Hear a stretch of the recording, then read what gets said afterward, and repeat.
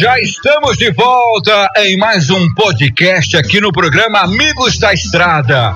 Para você que nos acompanha pela rádio ou pelo nosso canal aqui no YouTube, sejam bem-vindos a mais um dia de entrevista. Hoje é sábado, dia 4 de abril de 2026. Estamos começando mais um podcast Amigos da Estrada. Deixa eu aproveitar aqui já para cumprimentar e pegar uma boa noite aqui da Bruni Rodrigues, a nossa jornalista especializada no setor de transportes. Tudo bem contigo, Bruni? Seja bem-vinda a mais um programa. Obrigada, Mário, né? Olá a todos que estão nos ouvindo, nos assistindo aqui no YouTube. Estamos aqui mais um sábado, né? Oi pro Miguel também, sou maravilhosa aqui.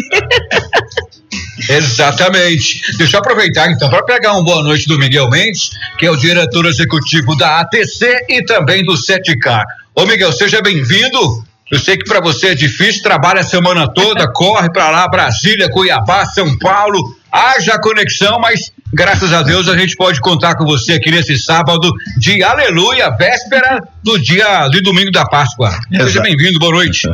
Boa noite, Mário Alves, boa noite, Bruni, boa noite a todos os ouvintes da 105 FM. Olá, amigo da internet que nos acompanha através do YouTube, do nosso canal Amigos da Estrada. É um prazer novamente estar aqui trazendo muita informação de qualidade aos nossos ouvintes e também aos nossos telespectadores. Mário Alves. Como é que foi a sua semana, Miguel? Você que já começa a segunda-feira ligado no 220, sempre na conexão Brasília, Cuiabá, preocupado aí com o que está acontecendo com o óleo diesel que tá lá em cima, né? A guerra do Oriente Médio, a gente não sabe o que vai acontecer, porque já está acontecendo muita coisa de ruim, né? Com a alta do óleo diesel, mas também tem outras coisas rolando ao mesmo tempo, né?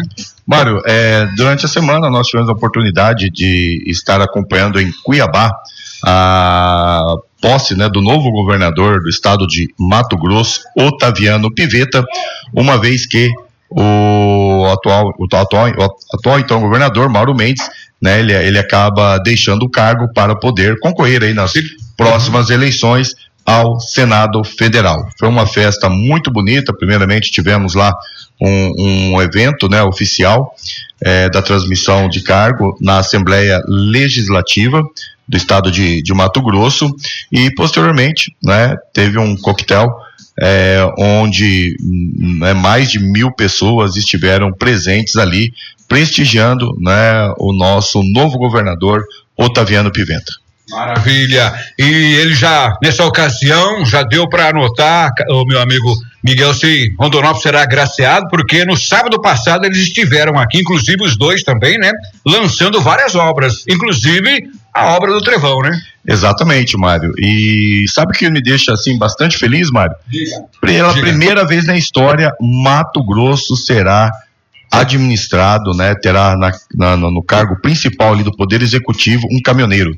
Opa, uau. Sério? Exatamente, né, Otaviano Pivetta contou a sua história, né, durante o evento, dizendo, né, que ele começou ali, né, ajudando o pai dele inicialmente, e depois ele pegando as estradas ali, dirigindo 11, 13, né, cortando as estradas matogrossenses, e ele diz ter muito orgulho dessa profissão. Então temos aí, maravilha, né, à frente do Poder Executivo, né, estadual, pela primeira vez na história, um caminhoneiro, Mário Alves. Opa, isso a gente pode ter como sinal que fará muito pelas estradas e pelos nossos caminhoneiros, né? Exatamente, né? E como você mesmo disse, né, no evento recente aí aqui em Rondonópolis, onde foram anunciado, né, um volume extraordinário aí de investimentos na nossa infraestrutura, primeiramente, né, com a construção ali do viaduto do Trevão, onde foi assinada a ordem de serviço, né, para a empresa Lucena Construtora, que executará essa obra. Segundo informações obtidas lá no local, essas obras devem iniciar aí no prazo máximo de 3 meses. Por que 3 meses, Mário? Porque agora a empresa, ela faz ali então o projeto executivo, né, o que vai ser executado, e também, né, o prazo que ela tem para poder fazer todo o remanejamento de máquinas, né, de equipamentos. O famoso acampamento, exatamente, né? E ali ela vai trazer todo o seu maquinário, se instalar, né? E aí então deverá então iniciar a tão sonhada obra do viaduto do Trevão, que eu não tenho dúvidas, né, Mário? Vai acabar por vez daqueles longos congestionamentos, aqueles acidentes corriqueiros que a gente está acostumado, né, a presenciar ali nas imediações do Poço Trevão. Então é uma obra que, pelo menos pelo desenho, né, Mário, a gente fica assim, criou uma expectativa muito boa. Sim. Que vai, além da operacionalidade, é uma obra que vai embelezar muito a entrada aqui da nossa cidade. E ela merece, né, Mário? Com certeza. E muita gente ficou na dúvida, né, Mário, que em relação, poxa, mas não, e as outras obras, né? Não, as outras obras também já foram, apesar de serem anunciadas, ainda não foi dada a ordem de serviço, né, porque elas dependem ainda dos projetos que já estão sendo realizados. A gente ainda deve ter mais ali um novo viaduto ali na Presidente Médici, deverá ser demolido aquele viaduto, né, e construído um novo com todas as alças. Vai dar um up também ali, exato, né? Vai ser construído um viaduto novo com todas as alças agora, né, para ficar um viaduto completo. Também ali na entrada do Distrito Industrial, né, que vai lá para a ADM, também deverá ser feito ali um pequeno viaduto. Também na entrada da cidade, né, ali nas imediações do antigo aeroporto, deveremos ter aqui próximo então, exatamente, né, um viaduto, e um outro também que é de extrema necessidade, que é justamente lá, né, na entrada ali do nosso anel viário. Então são obras, além do que, Mário, serão construídas todas as marginais, né, que vai permitir ali o fluxo, né, de carros pequenos, né, e vai melhorar muito o nosso trânsito, tirar um pouco, né, esse fluxo de carros de passeio da BR, que deverá ser feito ali então pelas marginais. Antes do Miguel chegar, a gente tinha recebido uma pergunta, Miguel, sobre como ficaria mais ou menos a dinâmica durante as obras, né, Mário? Exatamente. O ouvinte tinha mandado, só que a gente não, você tem mais ou menos essa informação ou ainda não temos essa informação? Como eu disse anteriormente, né, a empresa ainda vai elaborar o seu projeto executivo, né? E dentro desse projeto executivo ela também terá ali todo um planejamento, né? Um cronograma de obras, né? E como ela vai fazer para que ela possa desviar, né, o tráfego justamente ali do canteiro central, que é onde serão executadas as obras. Ô Miguel, me corrija se eu estiver errado, mas também tem uma outra situação que é a melhoria da BR-163, ou seja, de Rondonópolis, acho que até Jaciara, né, também está sendo melhorando ali a pavimentação também, né? Exatamente, Mário. Por que está sendo feito esse trabalho somente agora? Né? Para as pessoas que não acompanharam a história dessa duplicação e da própria concessão, quando houve a concessão da rodovia BR-163 para a Odebrecht, ainda a gente já estava em obras, né? A TC tinha entrado com aquela campanha pela duplicação e a duplicação já tinha iniciado, né, pelo DENIT, né, entre Rondonópolis até Posto Gil, e as obras estavam a todo vapor, né? Só que aí, né, o governo resolveu então passar essa rodovia para iniciativa privada. Então entrou a rodovia BR-163, entrou no pacote de concessões, né, daquela época, né, e a Odebrecht acabou arrematando o lote, né, ficou aí com a rodovia BR-163, um trecho aí de 850 quilômetros, que vai de Itiquira, né, na divisa do Mato Grosso do Sul até Sinop. Então todo esse trecho ficou ali para a Odebrecht. Porém, né, ela não tomou conta da rodovia totalmente. Aquele trecho de 400 quilômetros que já estava sendo duplicado pelo DENIT, ficou a cargo do DENIT. Então, enquanto o DENIT não entregasse a obra concluída para a Odebrecht, a responsabilidade da manutenção da via seria do DENIT. Sim. Né? Então, a gente teve até um período muito complicado, que a rodovia acabou ficando toda esburacada. Sim. E o pessoal começou a xingar nas cabines de pedágio, mas aquele trecho ainda não estava na mão da Odebrecht. E isso foi também um motivo, Mário, que a nossa tarifa aqui, ela ficou 50% mais barata do que a tarifa do Mato Grosso do Sul, que foi praticamente o mesmo perfil de obra que deveriam ser executados, né, de duplicações, e praticamente o mesmo trecho de 850 quilômetros, né? Só que aqui, como o DENIT ele ia fazer 400 quilômetros, né, de duplicação, né, a nossa rodovia acabou ficando pela metade, praticamente pela metade do preço, né? Isso fez com que a tarifa nossa aqui era menor do que a tarifa lá, né, de Mato Grosso do Sul. Só que o DENIT acabou enrolando, acabou faltando verba. Sim. E no fim, né, acabou duplicando aí, se não me engano, um pouco mais de 200 quilômetros, né, e praticamente 200 quilômetros acabou vindo para a responsabilidade da Odebrecht, né?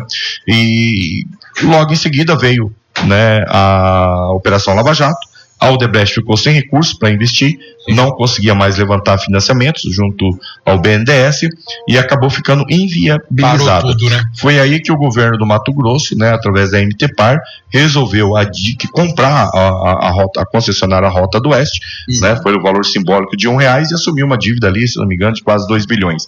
Né?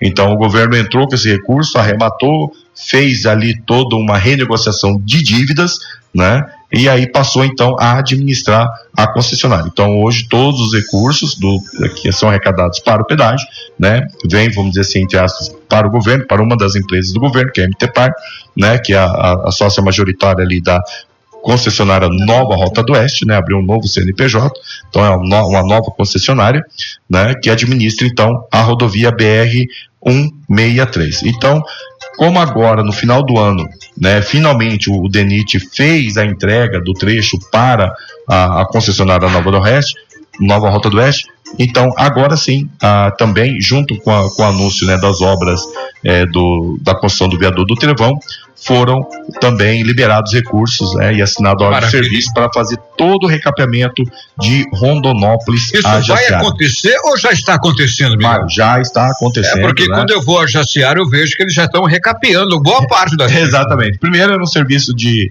apenas tapa-buraco, e agora, né, recentemente eu estive em Cuiabá e deu para notar ali que as obras já começaram, estão realmente arrancando todo aquele asfalto velho ali, estão trabalhando na base, na subbase ali, nos trechos onde são necessários fazer isso. Vai ficar um tapetão bonito, hein? A ideia é essa, a ideia é colocar ali um copo d'água no painel do carro e não derramar a hora que estiver trafegando, entendeu? A ideia é ficar um tapetão ali, então a gente espera que esse trecho, né, Mário, né, quando ele foi concluído pelo DENIT, a gente viu que ficou, né, a qualidade do pavimento não ficou muito boa. Isso fez com que logo em seguida, né, muitos buracos se abrissem na pista, né, a estrada ficou com muitas ondulações, né, os motoristas reclamam demais, né, principalmente os motoristas de veículos extra pesados, nossos amigos e irmãos caminhoneiros, amigos da estrada, reclamam muito, né, da qualidade desse pavimento, mas agora com a rota, né, assumindo todo esse trecho que era do DENIT, eu não tenho dúvida, né, que no futuro muito próximo nós teremos aí uma rodovia de excelente qualidade, padrão europeu, Mário Alves. Maravilha! Alguma pergunta, Bruno? Fica à vontade. Não, tô observando o Miguel falar aqui. A minha curiosidade é bem tola, assim. ele viaja tanto para Brasília que eu fiquei pensando nas milhas do Miguel. Agora a gente vê que as obras vão sair aqui do viaduto, toda essa outra, as obras que você falou aqui próximo à rádio aqui, né, no outro entroncamento.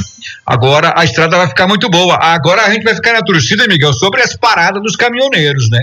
E também a outra promessa de Rondonópolis até Lucas, são quase 800 quilômetros. Parece que lá em Lucas do Rio Verde vai ter uma parada já próxima agora, parece que é um projeto do Senat, né? Me corrija se eu estiver errado, mas a gente vai lutar e torcer para que haja mais posto de parada também nessas BRs, né? Mário, é bem colocado, a concessionária ela tem a obrigação, né, de construir os pontos de paradas e descanso, né, os famosos PPDs, deverão ser construídos de 4 a 5 PPDs, né, pela concessionária Nova Rota do Oeste. A gente atuou bastante, né, junto à concessionária para que o primeiro fosse construído aqui em Rondonópolis, ali nas proximidades, né, do terminal da Rumo, que a gente sabe que tem um gargalo muito grande e ajudar muito ali, né.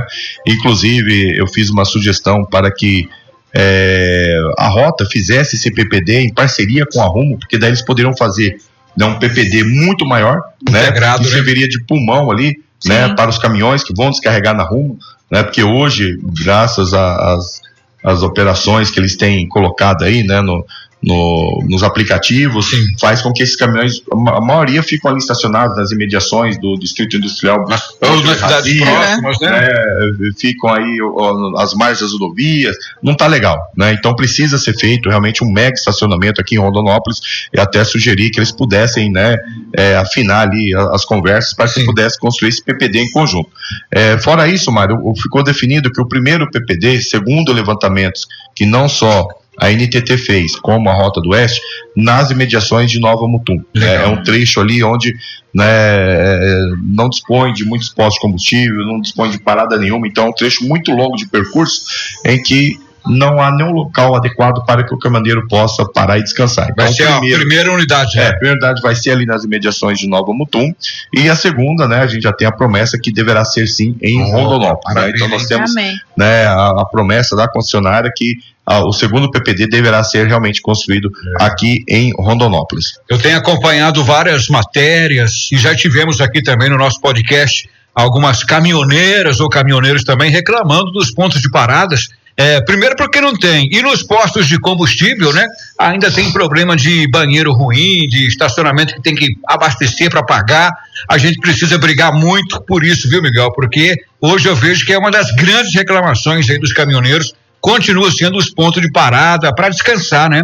Para descansar, mas não tem descanso, porque tem que ficar dormindo e ao mesmo tempo cuidando do caminhão, porque a ladroagem está demais e às vezes vai no banheiro tomar um banho, não tem um banheiro adequado, não tem água quente. Ainda precisa se avançar muito nesse sistema ainda. Ô Mário, né, o próprio Ministério dos Transportes permitiu que os postos de combustíveis pudessem credenciar para ser pontos de parada e descanso, né?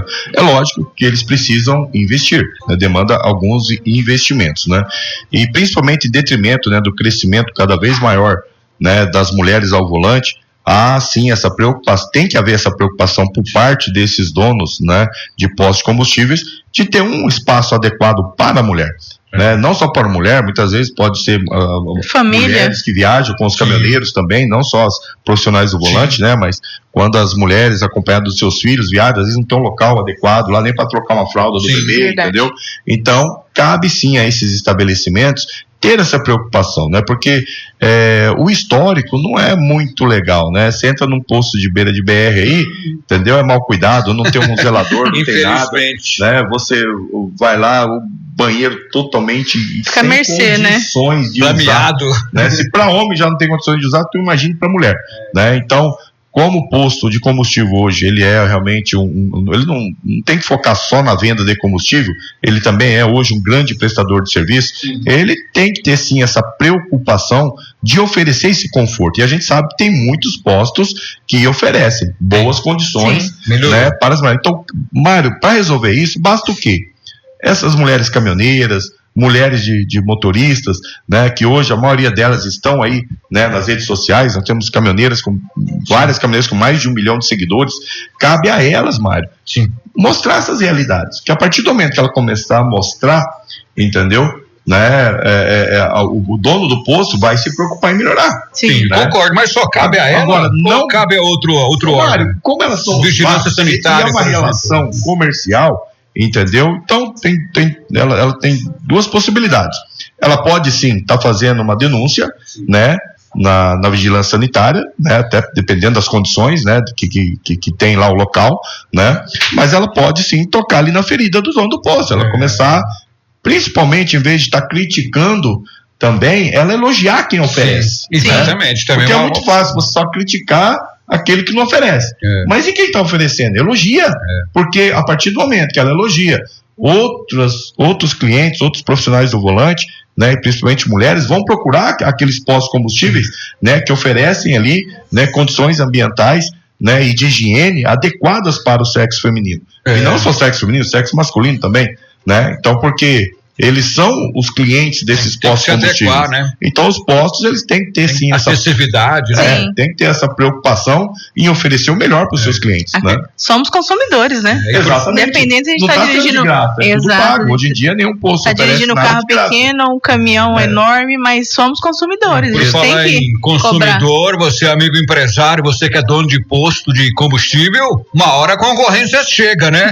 Então é melhor se mexer antes, né? Exatamente, né? Porque alguém está olhando ali o vácuo que está sendo deixado, né? De repente, cara, enxergando uma oportunidade. Coloca um mega posto de combustível aí, entendeu? Com melhores condições ambientais e sanitárias, com certeza vai chamar o público. Um local que o caminhoneiro possa dormir tranquilo, com segurança, iluminação, onde ele possa lavar ali a sua roupa, né? Possa usar a sua caixa de cozinha adequadamente, ou até mesmo um restaurante que cobre uma comida acessível e gostosa, né? Para os caminhoneiros. Exatamente, isso é primordial, né, Mário? Eles têm que entender que aquele profissional que está lá utilizando, eu estou falando justamente desses postos combustíveis, das margens, das BRs, né? São de trabalhadores. A pessoa está ali trabalhando. E é o cliente número 1 do dono do estabelecimento. É o cara que mantém os empregos lá do posto, entendeu? O cara que mantém o faturamento do posto, né? Ele é o mínimo que você pode fazer, né? Bom atendimento. Da mesma forma que esse dono de posto, ele quando vai no comércio da cidade, ele gosta de ser bem tratado, Sim. Né? Ele tem que entender que o motorista profissional, quando procura o estabelecimento dele, entendeu? Ele também tem que ser tratado como rei, entendeu? Porque ele é um cliente, ele é o cara, ele é a razão de ser daquele estabelecimento comercial, né? E até porque, como você falou, pelas redes sociais aí, a notícia pode se propagar para o mal ou para o bem, né? Então cabe a você atender bem para fluir coisas boas aí do seu estabelecimento. E o melhor merchan ainda sempre continuará sendo boca a boca, né? Sempre para elogiar. Um elogio já leva para 5, 10 pessoas aí e vai adiante. Passa lá no posto do Miguelão, lá que o Miguelão é atendimento. Aí tem aquela frase também da estrada, né? Você quer saber onde tem comida boa? É só você ver onde tem bastante caminhoneiro na estrada. Pode ter certeza que a comida ali é boa. Com certeza.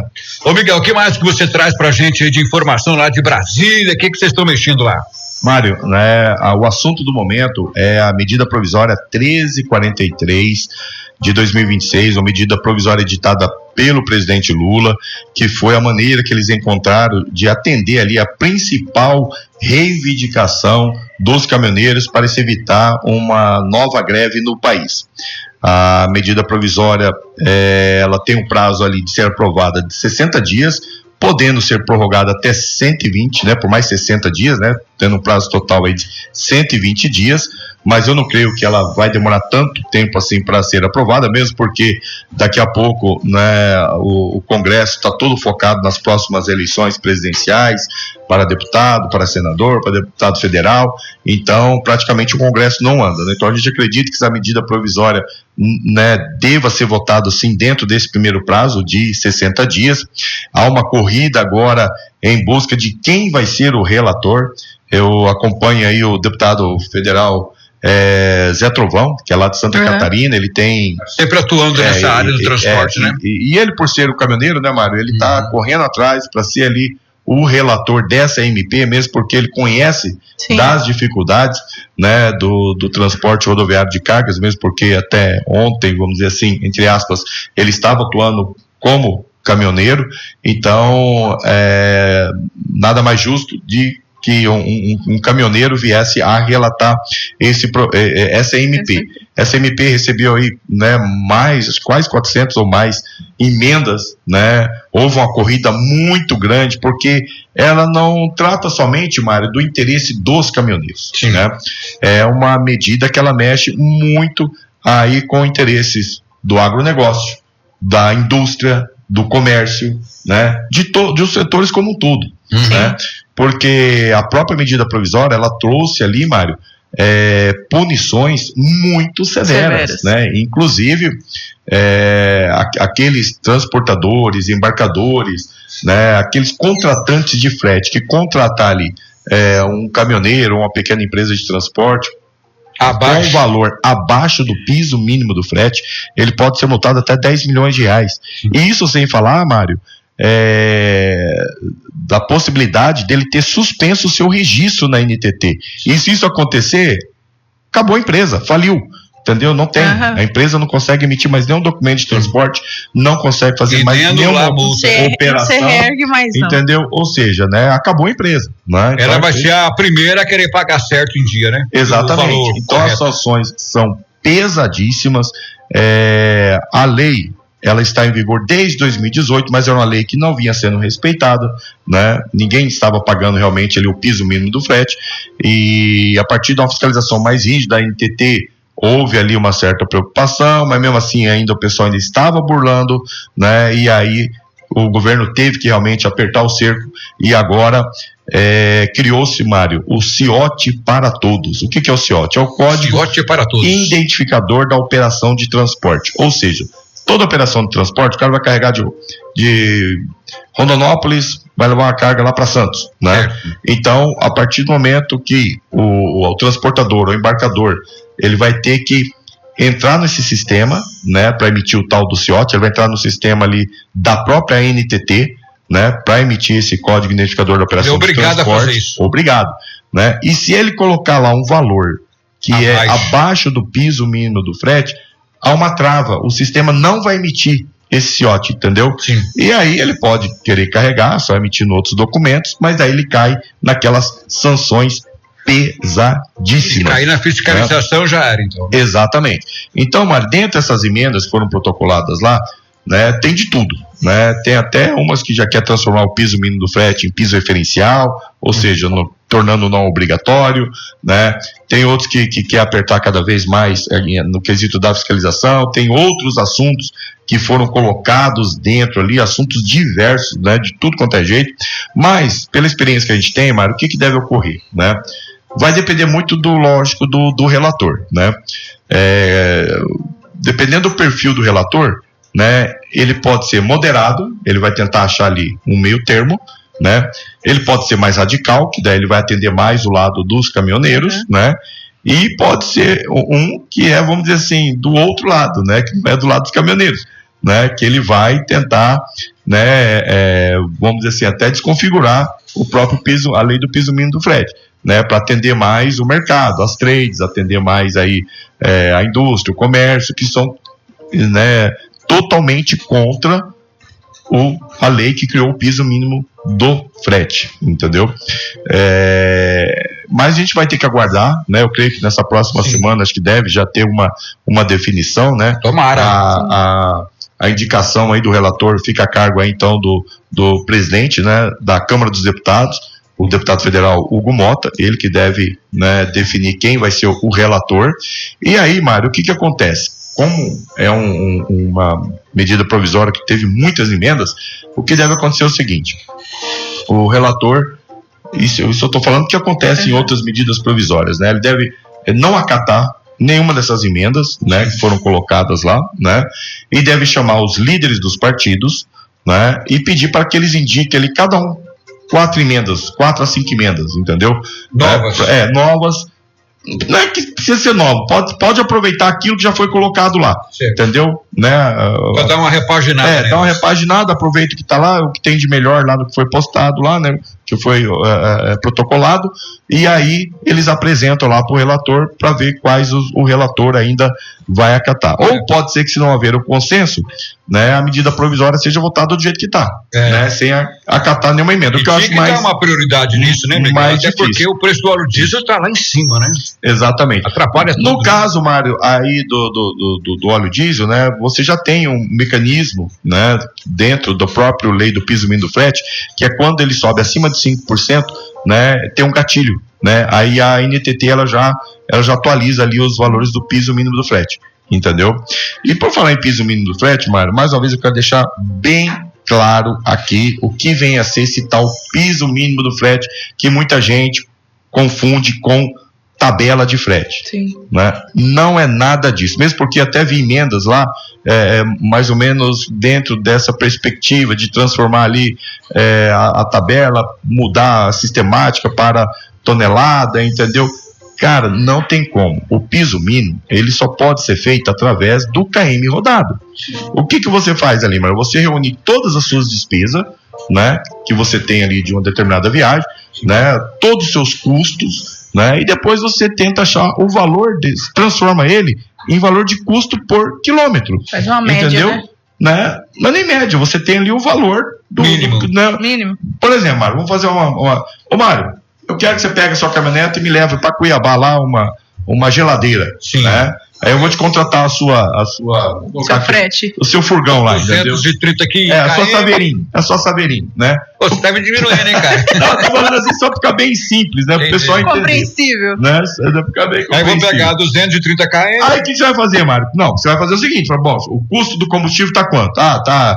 Sua Saveira é a gasolina, né? Tá R$7 o litro. Outra, R$7 o litro. Né? Ela faz 10 km com litro. Entendeu?